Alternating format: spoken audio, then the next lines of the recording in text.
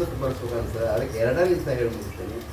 ಏನಂದರೆ ಯಾವುದೇ ಸತ್ಸಂಗಕ್ಕೆ ಹೋದರೂ ಅಲ್ಲಿ ಏನು ನಡೀತು ಅನ್ನೋದ್ರ ಬಗ್ಗೆ ನಾವು ಎಷ್ಟು ಕಡೆ ಭಾವಿಸ್ತೀವಿ ವಿಚಾರ ಮಾಡೋದು ಗೊತ್ತಾಗ್ತಂತೆ. ನಾವು ಏನು ಚಿಂತನೆ ಮಂಥನೆ ಮಾಡ್ತೇವೆ ಅನ್ನೋದ್ರ ಬರ್ತದೆ.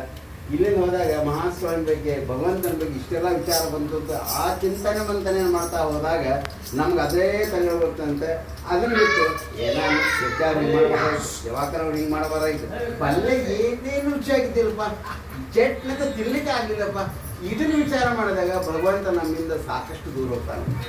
ಭಗವಂತನ ಹತ್ರ ನಾವು ಹೋಗ್ಬೇಕಾದ್ರೆ ಆ ಚಿಂತನ ಮಂದಿರ ಇಲ್ಲಿ ಏನು ಕೆಟ್ಟದ್ದು ನಡೀತದ, ಇಲ್ಲೇನು ಬೇಡದ ನಡೀತದ, ಅದನ್ನೆಲ್ಲ ಬಿಟ್ಟು ಒಂದಿನ 199 ಕೆಟ್ಟದ್ದು ಒಂದರ ಭಗವಂತನ ಸ್ಮರಣೆ ಆಗಿರ್ತದೆ. ಅದನ್ನು ಚಿಂತನೆ ಮಾಡ್ತದೆ, ನಮ್ಗೆ ಒಳ್ಳೇದಾಗ್ತದೆ.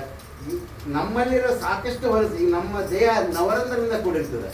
ನಮ್ಮ ದೇಹದಿಂದ ಅಂತ ಏನೇ ವಸ್ತು ಹೊರಗಡೆ ಬಂದರೂ ಅದನ್ನು ನಮ್ಗೆ ನೋಡ್ಲಿಕ್ಕೆ ಅಸಹ್ಯ ಅನಿಸ್ತದೆ, ಬೇರೆಯವ್ರಿಗೆಲ್ಲ.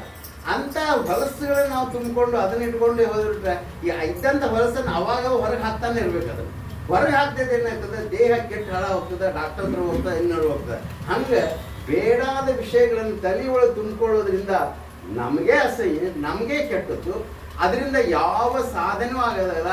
ನಮ್ಮ ಪೂರ್ಣ ಮನಸ್ಸು ಎಲ್ಲ ಕೆಟ್ಟು, ದೇಹ ಕೆಟ್ಟು ಎಲ್ಲ ಹಾಳಾಗಿ ಏನು ಆನಂದ ಪಡಬೇಕು, ಆನಂದ ಪಡೋದು ಬಿಟ್ಟು ದುಃಖ ಪಡೋದಾಗ್ತದೆ.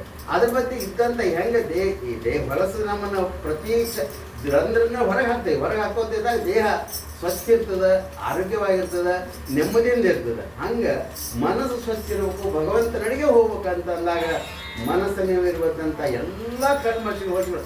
ಯಾರು ಏನಂತಾರೋ, ಯಾರು ಏನು ಬಿಡ್ತಾರೋ ಅದೇನೂ ಸಂಬಂಧ ಇಲ್ಲ ನಮ್ಗೆ. ಅದನ್ನು ಹೊರಗೆ ಹಾಕ್ಕೋತಿರೋ, ಹೊರಗೆ ಹಾಕ್ಕೊಂಡಿದ್ದಾಗ ಮನಸ್ಸು ನಿರ್ಮಲವಾಗಿರ್ತದೆ, ಸ್ವಚ್ಛ ಇರ್ತದೆ, ಅದು ಭಗವಂತನ ಕಡೆ ಹೋಗ್ತಿರ್ತದೆ. ಅಂಥ ಮನಸ್ಸನ್ನು, ಅಂಥ ದೇಹವನ್ನು ಅವನು ಪಡ್ಕೊಳ್ಳೋಣ ಅಂತ ಅವರು ಗೋಕರ್ಣವ್ರವ್ರು ಹೇಳಿದ್ರು. ಅದನ್ನು ನಿಮ್ಗೆ ಅನಿಸ್ಬೇಕು ಅಂತ ಅನಿಸಿ ನಾನು ಹೇಳ್ತಾ ಇದ್ದೀನಿ. ಅದನ್ನು ಕೇಳಿ ನಿಮಗೂ ಒಳ್ಳೆಯದಾಗಲಿ ಅಂತ ನಾನು ಮಾತನ್ನು